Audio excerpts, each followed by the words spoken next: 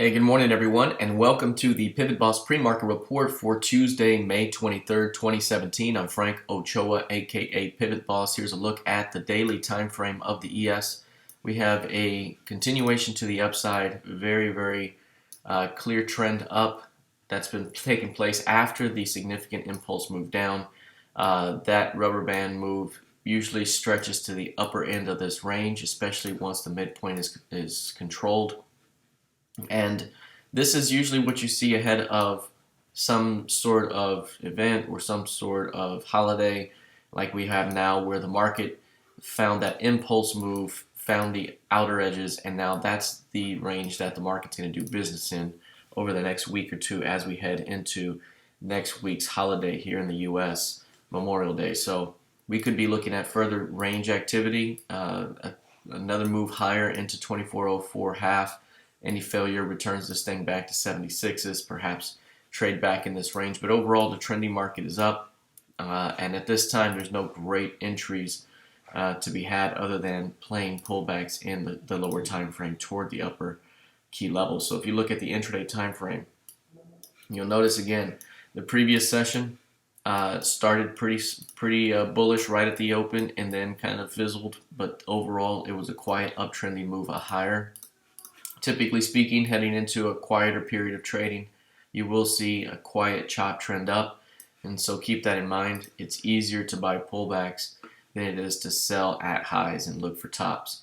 So pullbacks right now to be defended while price approaches the upper end of the range. 2404 half would be the upper end of the range here. Any pullbacks likely to be defended for a continuation into that target over the course of the day. All right, let's take a look here at crude oil. If we look at crude, here's the higher time frame of crude. For the most part, crude has continued to push up. It has been quite bullish since the rejection low.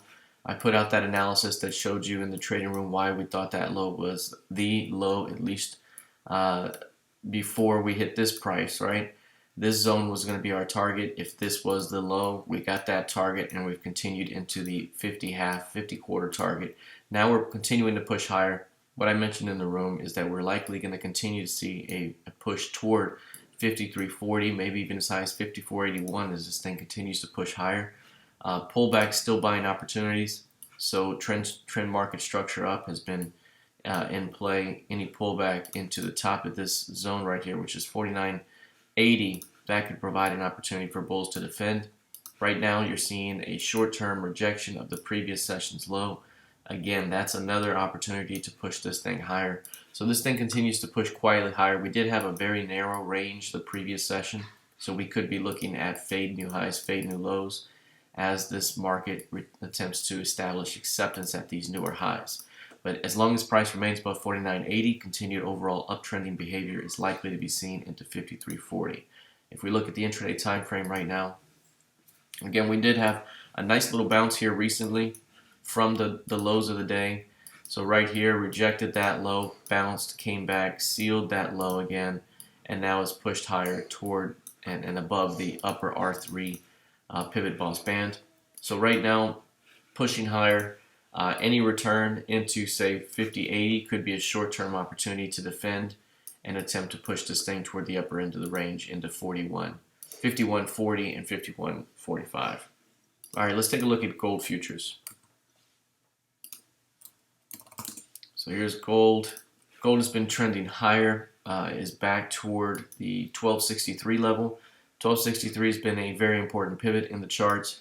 We talked about before how prices pulled back to 1245s, right to 1245, 1250. That's where bulls defended and pushed higher. Overall, holding this level suggests more upside. We talked about there's being one more target zone above 1271 to 1274 that could be seen above, but it's all depends on this 1145. Holding that zone would suggest a continuation. Any failure to hold that level would rotate back down. So right now, the market structure implies more strength. While we could see a pullback, defending 1145s opens up a move into those 1270s and perhaps into 1280. Lastly, let's take a look at the NQ. The NQ has seen a very nice move after that impulse sell-off. So you had the impulse high, 57.27 quarter, the impulse sell-off move into 55.50, and since then we hit the midpoint and started to push through and have eaten through the upper price zones here. This is the upper edge, that's 57.27. When price gets to and above that zone, there may be a short-term counter trend move. Overall, the trending structure is up, and forming this impulse move suggests that the market has now defined this range as the range to watch. So we should be looking to fade edges here and here as this thing continues to build out ahead of the overall uptrending expansion at some point. Given the uptrending nature, we will likely see a push through 57.30, which would expand the range to the upside. If that were to be the case, then we would be looking for our upper targets to reach. 59.04 would be the upside target in case of expansion. So further sideways trading the edges, fade the edges type of behavior with an upward bias toward the 59.04 target should a breakout occur. That's the swing idea right now for the NQ. And on an intraday basis right now, very similar to the ES, we're trending up. We could quiet down as we head throughout the rest of the week, heading into Memorial Day weekend. Here in the United States, we have an uptrending structure. Typically, this continues to quietly chop up until proven otherwise. There's a nice little 57.03, 57.05 zone right here that could provide a short-term opportunity for bulls to defend, but we could be looking at quiet uptrending behavior as long as 57.03s remain intact. All right, that's it for now. Let's see how this thing plays out the rest of the session. Good luck and trade well.